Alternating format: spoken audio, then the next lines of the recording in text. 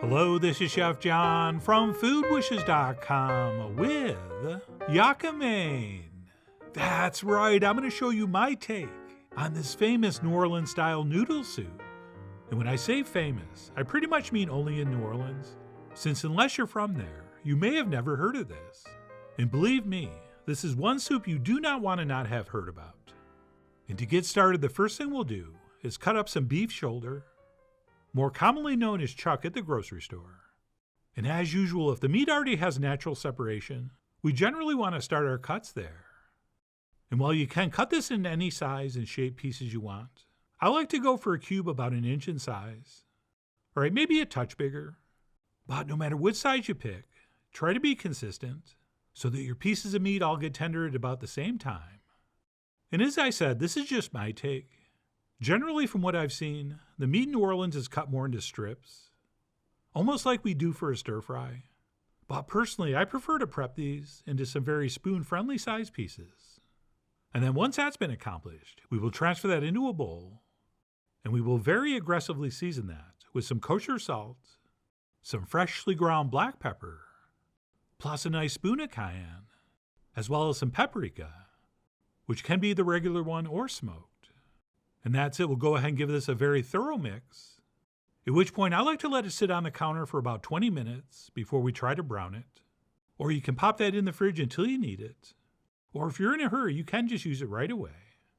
And while we're waiting for that meat to absorb those seasonings, we can go ahead and prep our vegetables, which will of course be the famous Holy Trinity, which is what they call onion, celery, and peppers in New Orleans. And we'll also be doing a little bit of minced garlic. And once we are ready to start cooking, we will place a soup pot over high heat, in which we've drizzled some vegetable oil. And once that's nice and hot, we'll go ahead and transfer in our beef, hopefully in just a single layer. Okay, if you're going to do more beef than I am, you might want to do this in batches. And once in, we will let our beef sear for about 3 or 4 minutes, or until we've developed a nice brown crust. And once that first side is nicely browned, we'll go ahead and flip this over, and we'll let the other side go for a couple minutes. Although, fair warning, because of the moisture that's now coming out of the meat, that second side is never going to brown as well, as in really not much at all, but that is totally fine.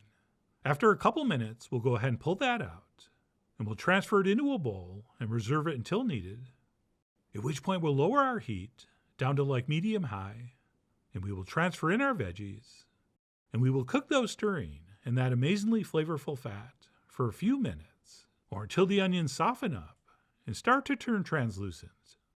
And once we feel like that's happened, and things are looking a little something like this, we can go ahead and transfer our beef back in, with of course any and all accumulated juices, at which point we can add the rest of the ingredients, which will include a nice splash of soy sauce, some granulated garlic, which I've been told to stop calling garlic powder, although here both would work. And then we'll also be adding some Worcestershire sauce, followed by some nice cold fresh water, or if you want, some beautiful beef broth. Although if you use beef broth, you do not need the next ingredient, which would be some of this beef bouillon paste. And by the way, the one I'm using, according to the label, says it's better than bouillon. But anyway, we'll stir all that together, and we'll raise our heat to high, and we'll wait for that to come to a boil, at which point we'll give it another stir, and then turn our heat down to medium-low, and we will let this simmer for about an hour to an hour and a half, or until our meat is very, very tender. And obviously that's going to depend on the size and shape of your meat pieces, but don't worry about time, because we're going to be testing this, and at some point we're going to be able to figure out it's ready to eat. And of course, every time we make soup with meat, I have to tell you that if you want, you can skim some of the fat that floats up to the top while this cooks. Okay, I usually do skim some of it, but not all of it, because it is very flavorful.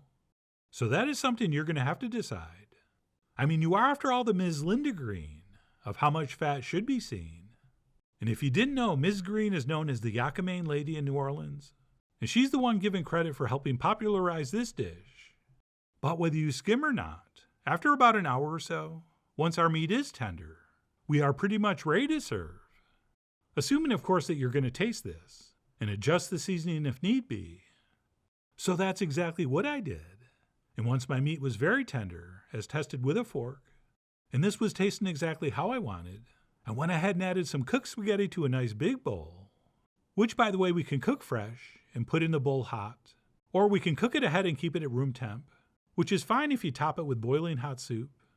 But if your cooked noodles are cold, you may want to warm them up first before you start ladling over the soup. And of course, I will provide you with detailed directions for how to do that in the written recipe. And that's it. Once our spaghetti has been souped, we will top this with 3 mandatory garnishes, which is 1 hard-boiled egg that we've cut in half. And you probably know how to do those, but if you don't, I'm going to provide a video link at the end. And then after the egg, I like to hit this with some hot sauce, which I'm going to do right on the egg for a little more visual excitement. And then last but not least, we will top this with a nice handful of freshly sliced green onions. And that's it. My version of Yakamein is ready to enjoy. And that, my friends, despite being so simple and relatively easy to make, is just an incredible bowl of noodle soup that I personally like to attack with both a fork and a spoon. And as I almost always do, I made a very simple basic version. All right, there's dozens of other ingredients people toss in here, including serving this with shrimp, as well as there's countless ways to adjust the seasoning. Okay, some chefs toss in a pinch of cinnamon or star anise. So I definitely encourage you to do some research, and you might come across some other versions that add some different things. But having said all that, the most quote-unquote authentic versions I've seen tend to be very, very simple. So I was very happy with my choices here. And if you're not into the beef, this will totally work with chicken thighs instead. And the only real difference will be doing a chicken broth instead of the beef broth, or chicken bouillon paste instead of beef bouillon paste. But all the steps and techniques would be exactly the same. Oh, and before we go, I should mention, besides being a beautifully comforting, delicious thing to eat, this is also famous in New Orleans for being a very, very effective hangover cure. In fact, the nickname for this soup is Old Sober. Sorry, I mean Old Sober. And you're probably thinking, then why didn't you post this before New Year's Eve? Well, you know what? I did. Way before. All right, I'm giving you almost a year to practice this before you really need it. But anyway, whether you make this because you had a little bit too much of a good time, or you just want an incredibly delicious bowl of noodle soup, either way, I really do hope you give this a try soon. So please follow the links below for the ingredient amounts, a printable written recipe, and much more info as usual.